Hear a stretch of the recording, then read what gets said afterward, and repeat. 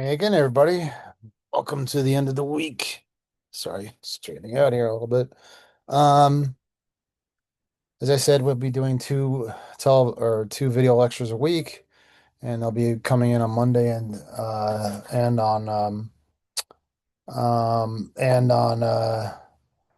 on Tuesday and on I'm sorry, on Fridays. So okay, sorry, some little technical difficulties there. One thing I'm just so you know that sometimes I have to balance the my big job, which is being editor of Best Review, with this job. So sometimes it's one will get in the way of the other. So apologize for those things that may arise that may conflict with what I'm doing here. Um, okay, so hopefully this video I'm recording on Thursday, but it'll be posted on Friday. Friday is the day that the first assignment is due when you write about somebody you know. I hope you watched the lecture. I know it was long, but the lecture from Tuesday. Basically, the idea again is to really just focus on what's unique and stick with that and follow that theme all the way from the bottom, as specifically as possible. Okay. Um, Now let me go to the split screen. Okay. Now, this is actually the teacher's view, but it's actually better if I give you the student view, okay? I actually did post two things. You may be a little confused by them, okay? But of course, we're also moving very quickly, so okay. So once you submit this by Friday night, okay? The profile of somebody, and I see some people have already submitted, um, which is great. Um, then what I'll do is I'll grade it over the weekend and submit it to you probably over the weekend. And what we'll do is very rarely does somebody get like an A on the very first draft. I should let you know. I mean, again, we're kind of starting like with ground zero for a lot of people, which is fine. A lot of people haven't written in a journalistic style in their lives, that sort of thing. Maybe you've read it, you just haven't really written it. So part of the best way to learn in this class is really just to rewrite, is just to learn by doing, okay? And as I mentioned, pointing to the syllabus and also the rubric, the grading system essentially is, A to C and then an R for the first draft, okay? Um, all right. So anyway, the anybody who has a C to a B plus can rewrite. It's optional, but I really strongly encourage it. And I also consider that part of class participation, especially if you get like a B plus and you don't rewrite for an A. I mean, that's really, something that you really should be doing. Okay, you should be. Everybody should be going for A's. I give actually out a fair number of A's, just so you know. Okay, probably shouldn't tell you that, but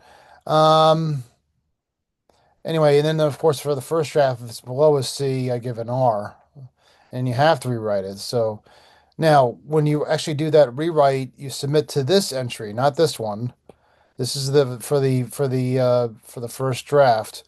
The second draft goes to this one right here, and all it does is if you click on it, it shows the same example of, that I showed you in the first draft for the first draft, which I demonstrated earlier in the week.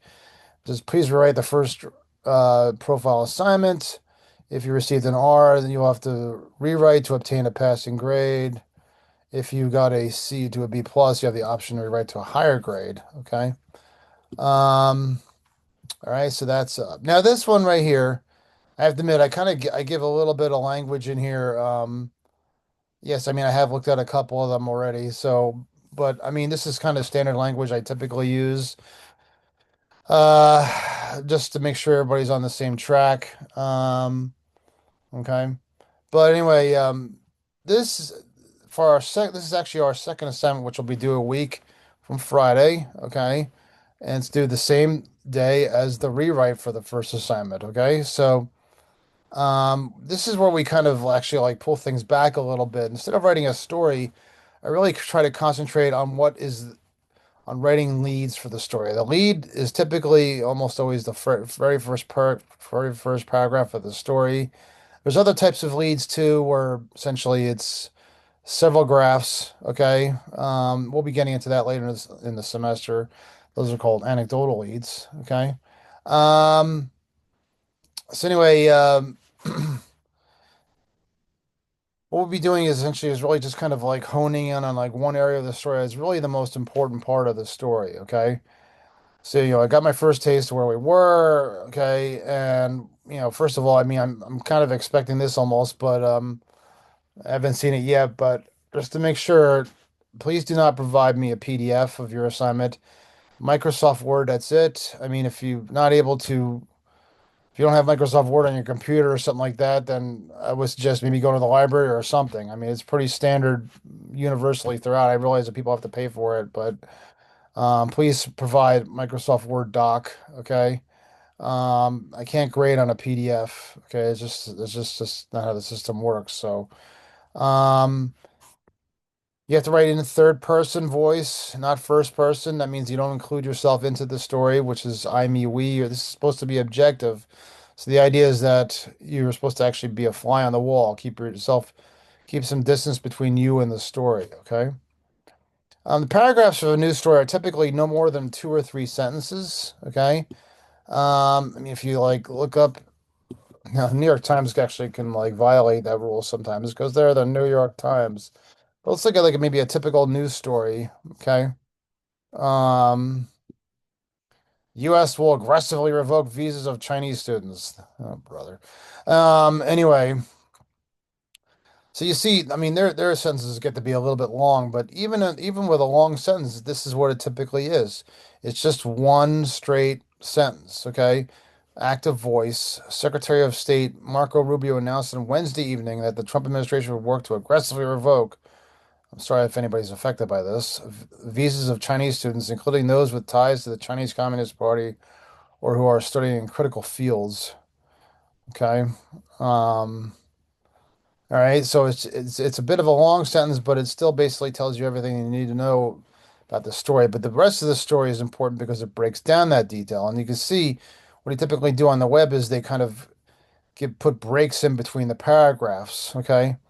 Um, as you see these spaces. And the idea there is that it's supposed to really kind of resemble almost like a conversation, one side of a conversation. And when you're actually reading a news story, you're supposed to actually be reading it like you're talking it out loud. And what people typically do is they don't ramble on and on and on. What they do is they take breaths, they take breaks in between each piece of information they provide to people when they tell a story, right?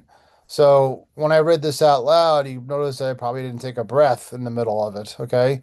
He added that the State Department was revising visa criteria to enhance secure scrutiny of all future applications from China, including Hong Kong. Okay, I took a little breath, but the idea is that you typically people kind of stop there, take a break, decide whether they're going to keep going or not, and then hopefully they'll move on. Okay, the move was certain to send ripples of anxiety across university campuses in the United States and was likely to lead to a reprisal from China, the country of origin for the second largest group of international students. And then you break, you move on. Okay, so see, that's like just really, the lead is typically one sentence, and then the rest of them, this is actually just one sentence each of these paragraphs. This one is two. Okay, all right. So yeah, that's exactly like essentially what how a news story works, and it works in a very top bottom way, where the most important part of the story is at the top. Okay, and then it flows down in order of importance and priority following that in terms of providing information. Okay. All right. So let's see, where are we? All right. So anyway, back to where we were here or here. Um, all right. So this is some stuff I know we're moving kind of fast here, so you're not going to necessarily pick the stuff up right away, but how a person is identified in the story is typically first name on full name on first reference and last name on second and future references. So if you do like Tom Davis is a blah blah blah, is a professor of blah blah blah, then you would have to really fully identify them, and that's very important because that's actually like you want to let people know. I mean, like who, what, where, how, why, when. What's more important to the answer to the who question than the person's name, right? People reading this story might want to know, might even know this person. They might want to know who this person is. Might be interested in hear about him or her or them. Okay. Um. All right. So, and then on later references, it would be Davis, not Tom. The idea there is that I realize that like a lot of times in news stories you'll see like the first name used because especially with children, you don't typically use like the last name. It just sounds like a little weird to be calling an 8-year-old Davis. But the idea there is that it's actually kind of more informal, less the name the last name is more formal. The last name is actually um is actually a little more unique than the first name. Okay, because there's probably many Toms in this world, but if you say Davis, that's actually usually the person's signature part of their name. They're more closely identified with. Okay, I mean these are just some of the rules that have been put in place a long time ago. Okay, so again, like you look for the unique angle in the story and you dig for details. Okay, and once you find that unique piece of information, stick with it from top to the bottom. Okay. If you're Rutgers students, you came from what town, you're majoring in blah, blah, blah, and you're how old. Some of those details are important, but what makes them unique is what's more important. Okay. So what you need to do is you need to download this right here. Okay. And write a Microsoft Word document that provides the answers. Okay. So these are, I know it gives a lot, this is a very old this came from a workbook that I used. I think maybe it was as a student, but I thought it was very good work. It was not a workbook. I'm sorry. It was a textbook that I thought was very good. It provided some very, better information than when we had. Actually, it was from a workbook. I'm sorry. Than what we've seen lately in this textbook. So anyway, um, what they do is they provide. I mean, you can read a lot of this, and basically, what I'm going to tell you, what this is saying is to write leads, and leads typically summarize what the story says. Again, it answers that question: what is this story about? So that's why this is why they call it a summary lead. Okay. These are kind of similar. They call them impact leads. They're basically the same thing. Okay. You're just summarizing up what is happening in this story. Okay. Um, they call it a U lead, like something that's basically going to happen. Okay. Um, so anyway, what they do is they provide, there's 12 of them overall. There's 7 in the first section. Okay. And 5 in the second section. What they do is they provide a little bit of information, reported information for your story, okay? But you're only supposed to write a one sentence lead, and I make that very clear in the actual, um, in the actual assignment entry. Just a one sentence lead, okay? Um, if you could just hold on for 1 second. Yeah, my dog just came home from the vet. Hey, Bridger, say hi. Hi, Bridger. Good dog, yeah? Anyway, sorry. He ran right up here. Anyway. If you could just hold on 1 second again. There's my doggy again. There he is, Bruiser. Yeah.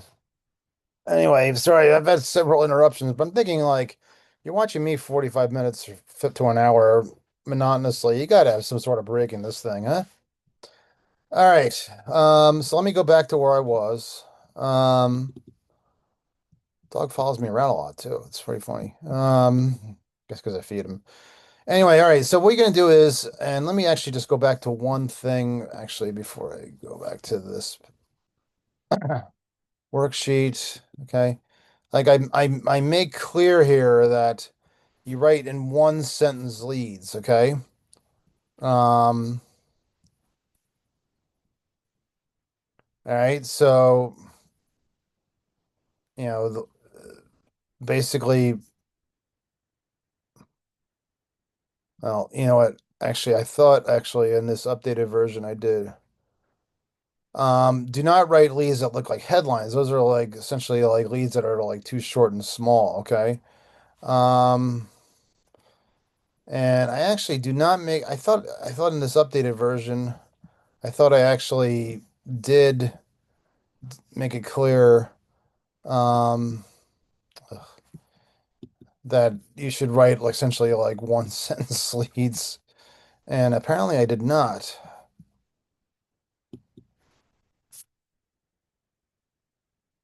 So I'm going to make it clear as we're speaking. Sometimes I do this.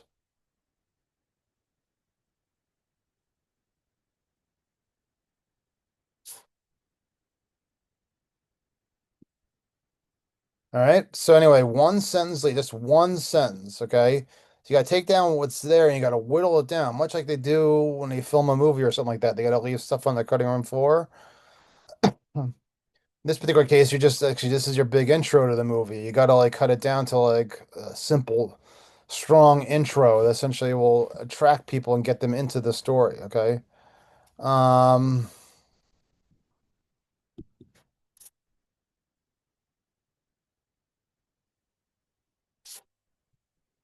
Writing one sentence leads. Okay.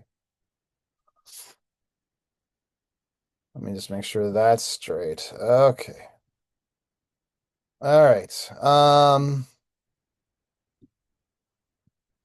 right. So one sentence is all that's really is needed. It's I often like in my when I teach the classes actually in person, I often actually even do a demonstration where I actually do an extra credit opportunity where I have students actually write essentially like ad jingles, ad slogans, that sort of thing, because it's almost very similar to advertising, okay? And that is that you're trying to sell an idea, you're trying to sell writing, okay? You're trying to sell a story, so you're trying to your first sentence, your first paragraph is your pitch, okay? And you want to make that sure that pitch is as simple as possible. So if you've ever seen the movie Big, you don't have somebody in the back going, "I don't get it." So anyway, that's the Tom Hanks character. All right. So anyway, so you write one sentence leads. Do not write leads that look like headlines. I'll explain about that in a minute. But going back to this first, so there's a collection of reported information that go basically is for um each story that goes on here. And what you're going to do again is write one sentence, but you have to make decisions here, like what goes into the lead, what does not. Okay. I mean, I'll give you a little bit of a hint here. Okay. What's unique? What's the new? What's something that people are going to learn that's new to them? Okay. So right here, I think there's actually in this first one a choice between these two sentences right here. The survey shows that 3 to 4 children die every day in the United States from child abuse or neglect. That's pretty horrible, isn't it? Okay. The statistics in the survey show that the number of child abuse or neglect cases reported at the end of this year rose to 2.7 million from 2.5 the previous year. See, I mean, and I sometimes I give away like hints and big clues to essentially like make sure you're listening. But think about it. When you say something along the lines of like rising from 2.5 million to 2.7 million, it almost like diminishes the impact of what's going on there. Okay. And that may be like new information, but so is this. From the survey shows 3 to 4 children die every day. That's what really is like when you break down numbers and you make them really like numbers that make people can almost feel, okay, and see and visualize. That to me would be like the most important part of the story, okay? And that to me should be the lead, okay? Um, the rest of them, I mean, again, you have to think about like what's the newest, biggest thing, essentially, what's the unique thing, what's the unique thing about this robbery, okay? What's the unique thing about this, what happened at this protest? Um, Numbers matter, I'll tell you that much, does it matter if it's a 1% murder increase or not? Okay. Um, or skin cancer, or what happened in a robbery? What was the unique thing? I'm sorry, not a robbery, an attempted murder there's many attempted murders unfortunately happen in this country. What made that one unique? Okay. Same thing down here, okay? Raise tuition. What's the unique part about that? Okay. All right. All right. So that is your next assignment that's due a week from Friday. Okay. All right. And that is already posted, as well as the rewrite, which is also due a week from Friday for the first assignment. Okay. So remember to, when you file your actual first assignment, okay, the first draft, make sure to put it in this one right here. Again, actually, I moved out of the student view. So let me make sure I go back into the student view. Make sure that you put it in this one right here, a profile of someone you know, okay? When you do your rewrite, you put it in this one, okay? All right. Um, so yeah, so that's what's next, okay? Um, so let's talk about the book a little bit, okay? So what I do is, I mean, again, I'm not a big book guy. Unfortunately, like, when you have an asynchronous class, you're limited in what you can do. I mean, like, if I would, that's fine. We do the best we can. I've had people come out of these classes learning just as much as people who are in indoors, okay? So, but you can't do things like, oh, let me like show you like how to write a lead in a way that maybe is like a little more comparable to like and have an activity, a group activity where I can actually essentially write it like write leads that resemble essentially ad slogans because that's what they are. Okay. Um, actually, as a matter of fact, let's look at like an example of that. Ad slogans. Okay. They're short, catchy phrases used in the marketing to convey a brand's message. And actually, I meant to also talk to you about the difference between a headline and a lead. Okay. Um, usually like you have a way of like getting people into the actual idea of like learning about a product by just saying things like Nike, just do it. Maybelline, she's born with it. Now that's probably a little bit have it Burger King, have it your way. I mean, basically, the idea is again is try to capture like something about that product that actually will like essentially like be scintillating to the customer or something like that. Okay. Um, There's two things that actually get you there. It's not just the lead, but it's also the headline. Okay. Now, here's the deal. And this is actually always hard for me to talk about every year. Okay. And that's why I make a big deal about it when I give out this leads assignment. Okay. And that is a headline is not a lead. A lead is not a headline. A lead is a full sentence at the top of your story that is also meant to try to be catchy and try to grab people's attention or something. Okay. What I showed you in terms of those ad slogans are probably like more like headlines where like headlines are essentially is like oh, they call it headlinees. It's an art that was invented in the 19th century essentially where people said like let's try to um really like grab people's attention, but we have to do it in a way that like is maybe taking into account people's short attention spans or something like that. So, what they do is, and they try to make it sound like it's active, like it's actually something that's ongoing and happening. Okay. Um, usually they're often written in present tense. Okay. Like this one right here. Harvard is trying to resist Trump. It might not be working.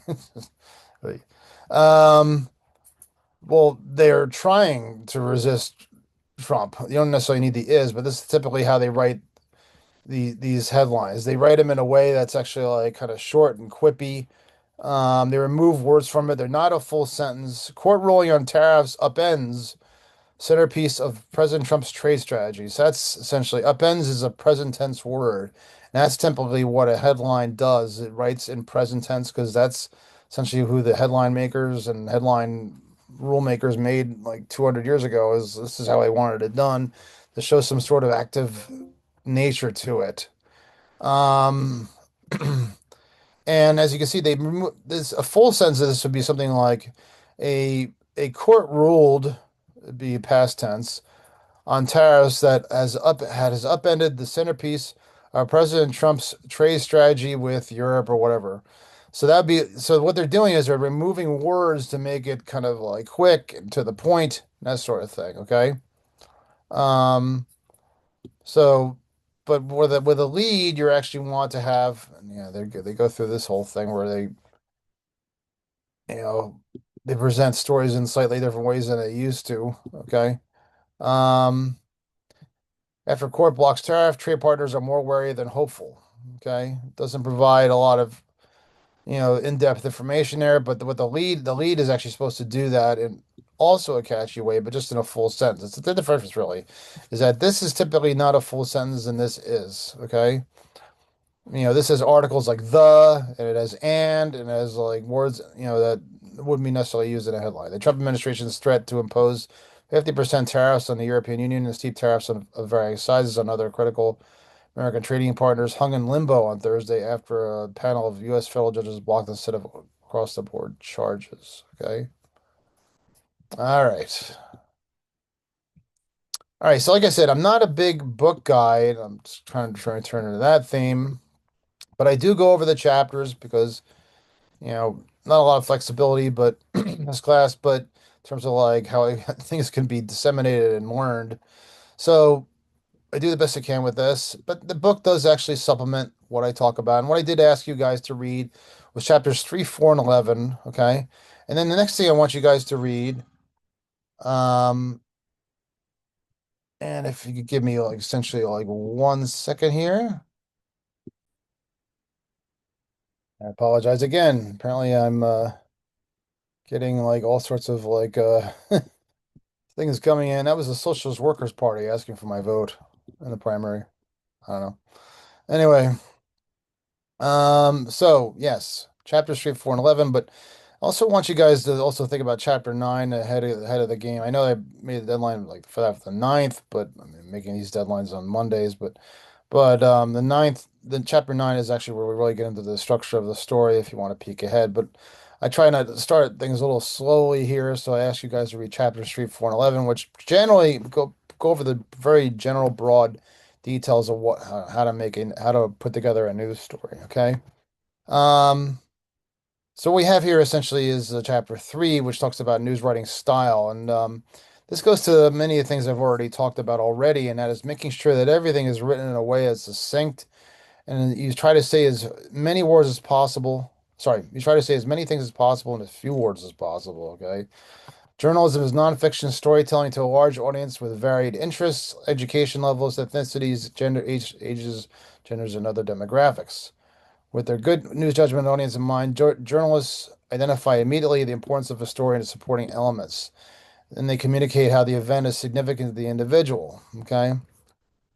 All right. So basically, the idea there again, you focus on what's unique and you carry the story through. Okay.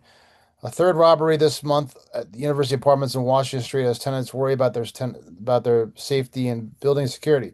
So this is one of the things you really have to like be careful with when you write a story because a lot of times people kind of fall into the trap of what maybe looks easiest or like, but or maybe like what's like kind of directly in front of them. You might think like, well, I got to write about the burglaries, okay?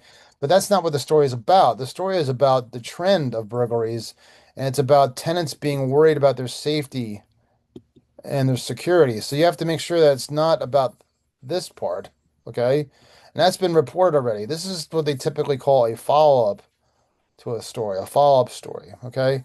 And what they're doing is they're taking looking at a trend and they're saying like, okay, well, let's take something out of this and try to find out like more than not just like what happened, but why, okay?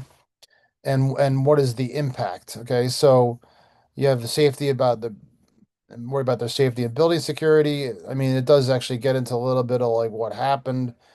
But then here comes the reaction. This has never happened to me before and it's frightening. I thought a deadbolt would keep me safe. Okay.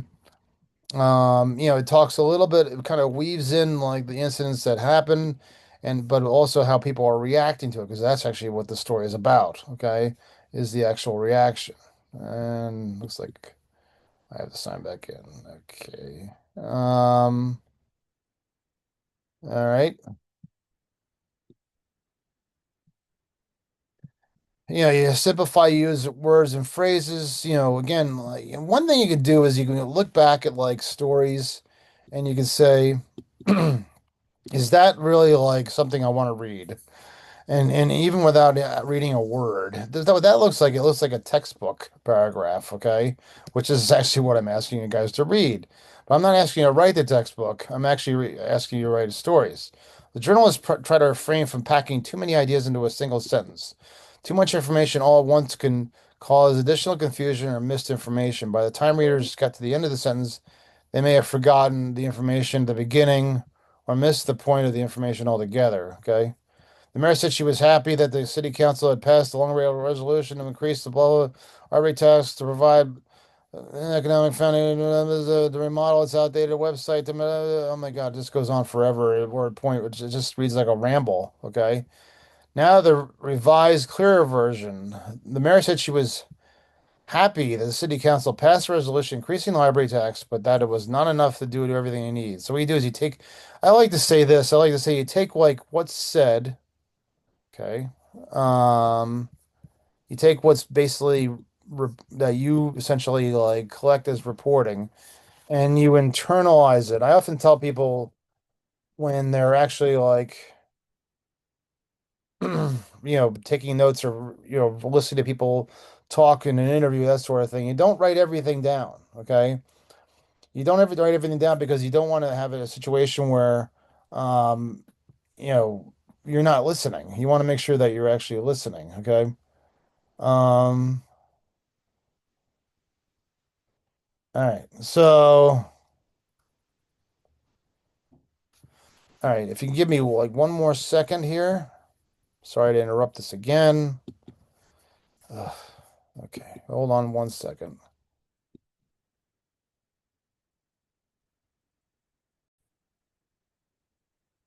Okay. Sorry again. Back to where we were. Um, so you can basically internalize, but sometimes it's best to not even like type or write down what's being said to you, like you would do in like in a class in Rutgers or something like that. You don't, or in high school, you wouldn't necessarily write down everything that's being said. That's called rote learning, where you essentially like are like writing down everything but not really listening. You never notice that when you write down notes to a class and you write down everything, you're not really paying attention. It's almost like your subconscious takes over. So you have to really sometimes maybe put the notebook down, put the notepad down, put the computer down, and just really internalize and get an understanding of what's being said first. And then you write, um, okay, I'm sorry, I'm actually just having a little bit of a brain fart here. Um, and first you internalize. Okay, and then when you write, you summarize. Okay. Actually, it's actually a listen. I'm sorry, I got this mixed up too. Man, not listen, internalize is actually how I tell people. Listen, internalize, listen to what's being said, internalize. And then you write. And when you write, you actually summarize what's being said. Okay. All right. Um, And that's how what's really is reflective. And that's why I also say that actually much of what is actually written in this story is actually not a direct quote. It's actually paraphrased. You're actually interpreting what's being said to you and you're turning it into a paraphrase. You're essentially paraphrasing and when you paraphrase, you write it in a way that's better than what's being said. You're actually the professional writer here. So you're trying to take what they say and write it in a way that's much more understandable, okay, to everybody on every level, okay? And again, going back to the unique idea and making sure that you stick with it. So when you listen, you internalize, hopefully you come across that one thing during the interview or whatever that actually is important. Like, for instance, you might have like a student who talks about their classes, and often like when you have an interview process, we're going to get into a little bit of the interview talk today too, okay? Basically, you have a situation where you basically ask like very general and broad questions. It's not actually the funny part is I tell you to write the stories like conversations, easygoing conversations, but the interview process itself could be like essentially like awkward, like almost like a job interview where you actually have to start off like something general. I always say like you start off with the macro end of things for the subject, okay? Where you ask the basic questions. It's a profile. You ask the questions like who this person is, how old they are, what do they do, that sort of thing. Okay. And then you get to the micro part of it. And the micro is when you hit on that one thing in the interview that'd be more unique than the rest. Okay. So let's say like you do something about a student. And as I mentioned last week, it doesn't have to be something where they climb Mount Everest, but it could be something along the lines of, um, what, okay, so what about their lives is maybe like unique than most people at Rutgers. Maybe they're, like I said, maybe they're working like 2 to 3 jobs, which is a lot. Okay. So when you have like 2 to 3 jobs, um, so anyway, so anyway, so when you have like essentially like 2 to 3 jobs, okay, um,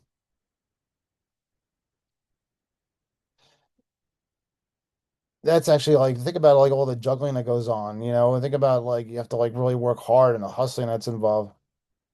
Um,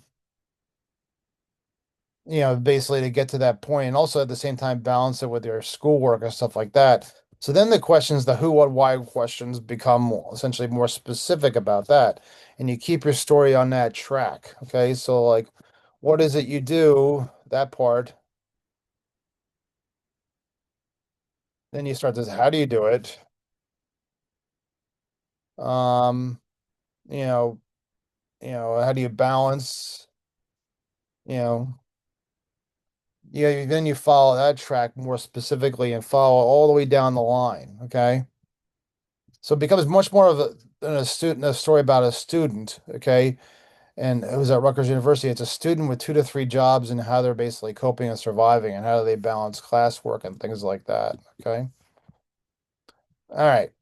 So moving right along here. Um, so we talked a bit about that. Eliminating unnecessary words, it's a big one too. Sometimes like people get a little bit repetitive. I see this sometimes like in the leads assignment where you feel like you have to actually like there's like a protest or something like that. You feel like you need some sort of like intro to the actual lead or sentence where you have to say something like along the lines of like a big outbreak of I don't know, voices took place on the green when blah blah blah. There's like some sort of prelude or a dramatic entrance in the story. People don't want that. You don't want to make people cringe, okay? That's actually one of the big goals in journalism is to make sure that people don't cringe, okay? The facts speak for themselves. The reporting, I always tell people this every year, and that is essentially I used to get asked this question. I never really knew the answer to it, but I learned later. I used to get to answer this question, ask this question in job interviews. What is more important, the writing or the reporting in reporting? You know, well, think about it. This is a reporting job. So the reporting is actually more important because the substance is what drives the story, just what drives the narratives. You don't have to write in a fancy way. Adjectives and stuff like that are not necessarily necessary in so many different ways. I mean, sometimes they are, sometimes they aren't, but most of the time they're not. You don't need to like basically tell people something is beautiful. You basically just actually have to like kind of paint that picture and let them know what is beautiful and like why people feel that way or what has caused. I mean, if something as really good has happened to people or something, like you ought to let them know that, but just tell them, I mean, show them that, show them how it's helping them. You don't have to say like, you don't have to tell them and do their thinking for them and say that like what you're about to know here is beautiful or is going to help you, I mean, also that's an opinion. So how do you know? How do you know that's going to be, how do you, not maybe it's helpful for some, but it's not for others, okay? Course, a lot of times it deals with bad news. Okay, like this one here. 1 out of 100 Americans 65 and older die from COVID. Okay. A lot of times people will feel like they need like some sort of an intro, which is unnecessary. Fatalities seem more common. Well, that's actually not only is it unnecessary, it's repetitive. Okay. The numbers will tell the story. That's a lot of people. 1 out of 100 Americans 65 and older. The numbers just tell the story. Okay. The architect assessed $30 million in damage before the attack on the U.S. Capitol. They don't need made an assessment of damages. Just say they assessed. Okay. So you have to think about like cutting down like verbs and verb phrases that are really like totally unnecessary, okay? All right. Obviously like things like yes, cultural bias matters. We don't necessarily have to say like somebody's a famous celebrity, but we also have to avoid things like, yes, we don't write things that are racist, obviously. We don't, if somebody says something that's racist, and it's obviously somebody maybe who's like obviously an important figure who's like has some impact on like people's lives, then obviously we will report that information because that's important for people to know. But, is it important to basically like put labels on people and that sort of thing, or like reinforce stereotypes? Absolutely not. In fact, it's not only is it unnecessary, it's really doesn't belong anywhere near a news story or any kind of conversation, to be honest with you, or something. Same with gender and sexuality and sexism. Making sure that's important to understand people's pronouns. Yes, I think that's important. I know I hear people out there, especially the older people my age, who say like, "I have to call people them" and all this stuff. Well, screw them. Um, so, all right. This is how people prefer to be identified, and I think that's important for people to understand the importance of that and how it allows people to feel empowered that they know that they're being identified correctly. Okay. All right. So the next chapter is chapter 4. Okay, language of news, which deals with many of the same things. Okay, making sure that like, um that we identify words that are actually like we use the proper diction and we don't use words that may be like too long, or maybe not understandable.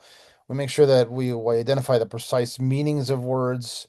Two or more words may have similar meanings, however, one is never meant to be exact substitute of the other. Okay. Um, like a lot of times like things are said as like cliches, but they're not necessarily important. The wine complemented the entree.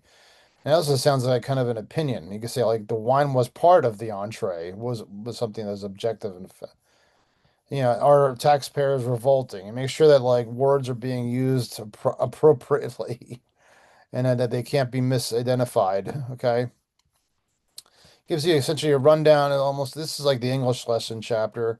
What verbs are, what nouns are, that sort of thing. Run-on sentences, understanding that like essentially if you can't if you're writing something and you can't say it within your first breath, it's probably too long. Okay, so you need to basically try to say things. Clauses can be important obviously when you have something that comes after a comma or before a comma, but they're not always necessary. It's always just important to be right as directly as possible. Okay. um okay, obviously things like spelling and punctuation. I mean, these are some of the things that like, it's just really kind of a refresher on like all the stuff that like you learned in like high school and that sort of thing that obviously, using the appropriate words and that sort of thing. Um, you know, Making sure that what is said is succinct, making sure that what you're using, I see common punctuation errors, you know, where they probably weren't, you're in your high schools and everything else, so probably didn't like really like emphasize them enough. That's fine. It's not your fault. Okay. Um, Strong verbs basically like, you're trying to like, this is actually kind of a little bit, it sounds a little conflicting what I've been saying, but sometimes it is good to like make sure that you use words that are strong, like unearth the bodies as opposed to where bodies were located. Rescue, and this is also actually this is actually like actual passive voice essentially. See how the verb is actually essentially, we're located, it's very passive. It's like we're located is almost sounds like it's kind of lazily happened when actually it was like a big deal. They unearthed the body, so you want to basically kind of reflect what happened. And it's almost like the verb is coming before the noun here. Okay, that's why it's passive. That we're located, the rescue workers were the ones that did the locating, so really this should come first. Okay. um okay, yes, and of course, I've talked about adjectives and adverbs and everything, and you really should try to stay away from like adjectives unless it's really important. If there's like, you talk about the weather, you write about a blue sky as opposed to a cloudy sky or something like that, where it's actually relevant to the subject and it's objective. Okay. Interviewing, we talked about that a little bit. Um, Presidents often sit for interviews with reporters, especially when they are in the midst of a re-election campaign. President Trump faced a tough campaign against Joe Biden. Of course, this is what this book seems so outdated. When Jonathan Swan of Axios conducted an interview with him on HBO, the COVID pandemic was surging. He had to bring up essentially like bad news to Trump. And Trump said they're dying. That's true, and it is what it is. But doesn't mean we're doing everything we can. Um,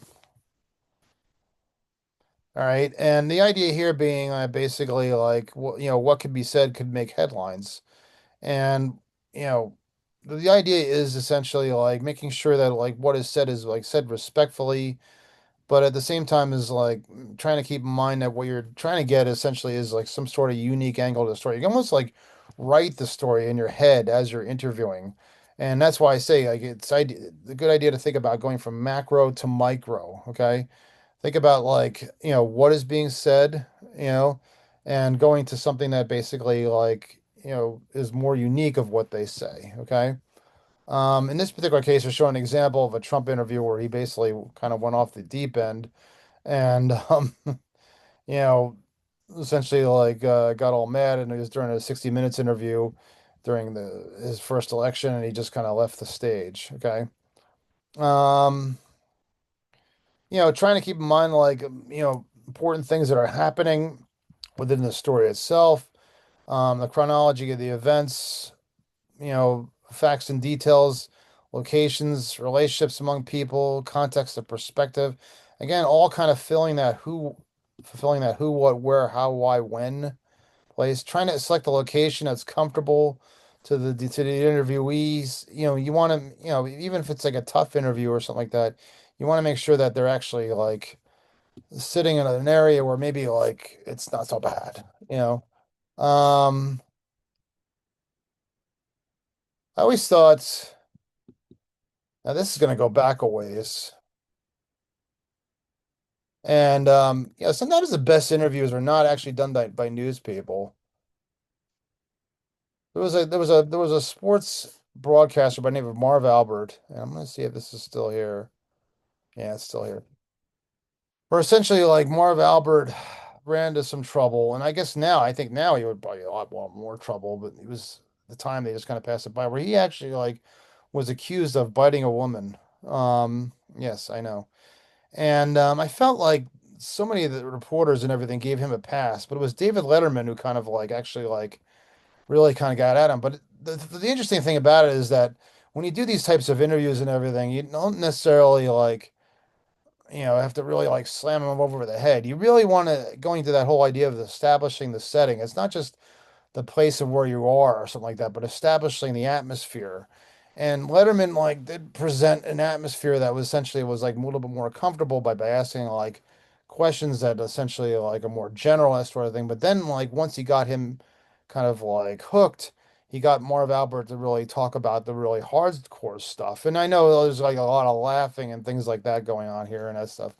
But he really asked questions that no other reporter did. I remember that being said at the time. Like, why did it take a talk show host to really like draw out the information that need to be drawn out from this story about this guy who was accused of sexual assault? Okay. So let's take a look at this a little bit. And it's 20 minutes long, so I'll probably jump through it. Okay. Of course, we got the ad first.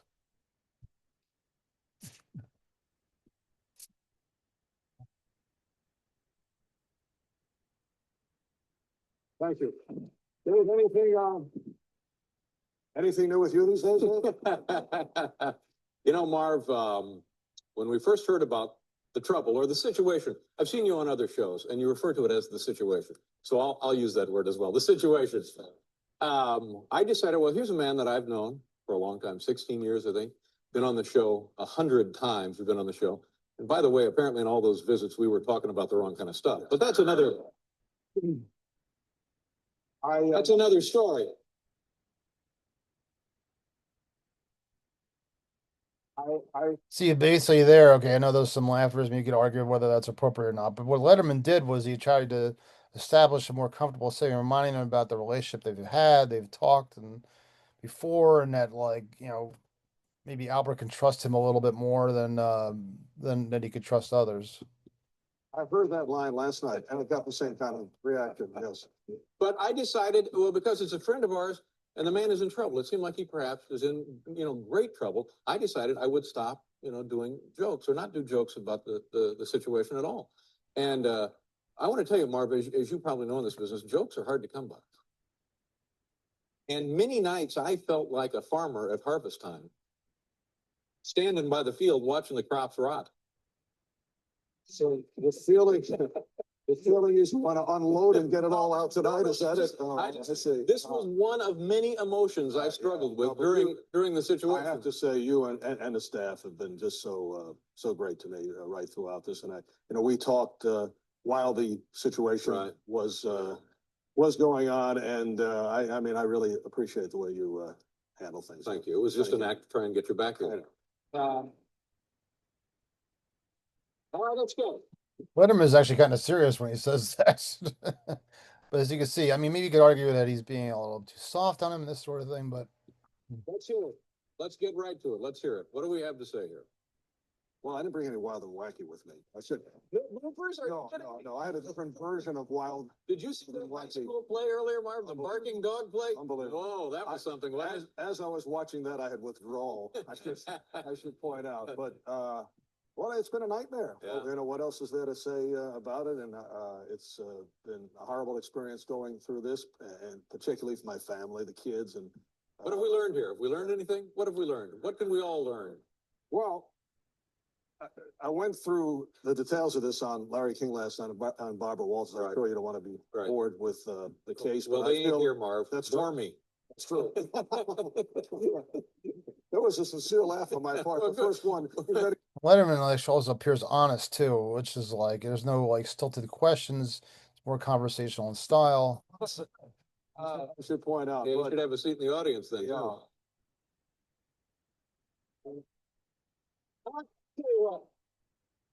And you have to understand, my perspective is different, I think, from a lot of people, because I felt that you and I are friends, and the show, we've been friends and so forth. So I'm looking at this and I'm thinking, we don't want Marv to be guilty. We want Marv to be innocent. We don't want Marv biting women. We don't want this woman to be injured. We don't want any part of this, really. So then, as things unfold and you in court say that you are guilty, then we go, oh no, what does this mean? well, the situation was that I was set up. I feel it was extortion on the part of a woman who I had a consensual relationship with for 10 years. We could not get our evidence in. There were all kinds of very complicated rape shield laws in the state of Virginia. We talked about this while it was going on. We think that this is an excellent piece of legislation. And It's it designed is. to protect innocent people. If it is used correctly, but the interpretation was expanded where this particular person had other extortion scams, which have since come out. And when there were breakups with men in particular in her life, other crazy things like that would occur. And she had been just told that I was about to get engaged. And I think it was her last crack at it. In fact, a former boyfriend came out, and there's a big story I mean, he's shaming the victim there, as you can see. in the New York papers last week, and said that she had planned to extort me 5 to Let's try 1 to year. move along here. Able to use that made it seem like this thing There is many, over. right. There was a It looked cab like a driver. pretty good A chance. cab driver came forth and had actually said that there were several scams, including that she went to him, according to her testimony, and it was consensual. She had asked me, these were hickeys we're talking about. You can see it right there. Letterman is not letting it now. Now Letterman is not beginning not to let him off the hook here. She asked me, I just These were- never in my wildest dreams thought I'd hear Marv Albert say hickeys. there was another, you're right. That's good point. That's well put. Well put, no question. And I said, according to her testimony, that she felt that she was harmed by this. yes, I'm Right. guilty. You know, there's no Right. question about that. That's what the guilty All right, well, plea let me was, put this was all about. one more time. I don't, well, I would say hickeys either way.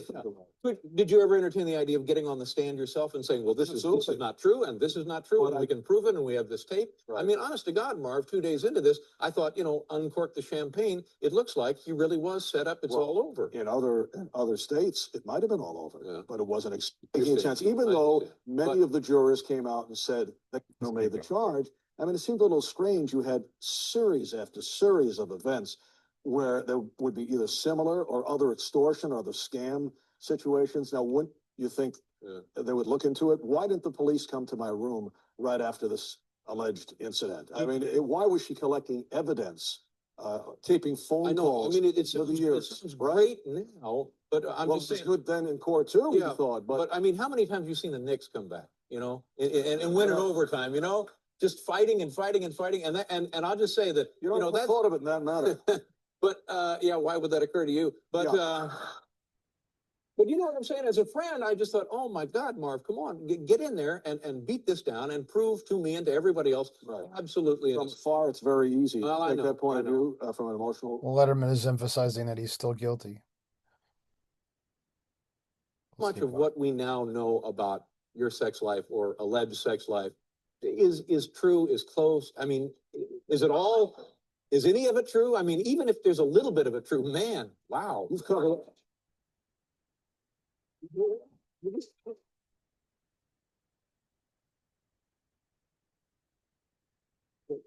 The audience really went for that one. Well, Yeah, so- You covered every possible aspect of that question, didn't you? Every possible aspect. Can I ask you details about your sex life Well, on national television? Why I'll not? tell you, okay, I'll tell you one thing. I'll tell you one thing. The only thing I have ever bitten during sex is my lower lip.